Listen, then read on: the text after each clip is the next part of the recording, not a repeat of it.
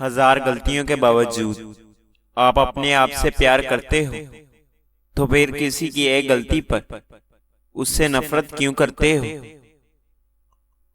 सब डूबे हुए हैं, कुछ सैलाब में, कुछ अना में, कुछ तकब्बर में और कुछ अपनी जात में। किस्मत में जो लिखा है वो हमें मिलेगा। हमारा काम तो अल्लाह से मांगना है। मुसलमान की जिल्लत गुर्बत में नहीं बल्कि इस्लाम से गाफिल होने में है। अगर तुम अल्लाह के यहाँ अपनी हैसियत जानना चाहते हो तो ये देखो कि इसने तुम्हें किस काम में लगा रखा है।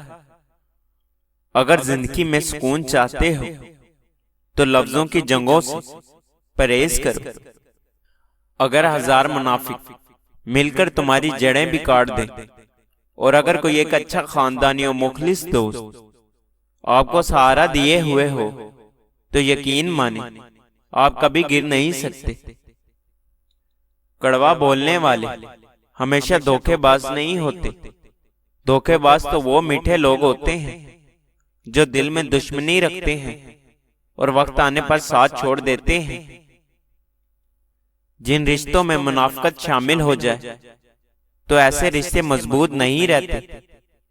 इस वक्त इंसान को ऐसे रिश्तों से छुटकारा हासिल कर लेना चाहिए। रिश्ता हमेशा वही कामयाब होता है जो दिल से जुड़ा हो, फुर्सत या जरूरत से नहीं। जब ताल्लुक जरूरत के हों तो इनकी यादें भी जरूरत के वक्त ही आती हैं। किसी को माफ करके अच्छा बन जाओ, मगर दोबारा इतबार करके बेवकूफ ना बनो।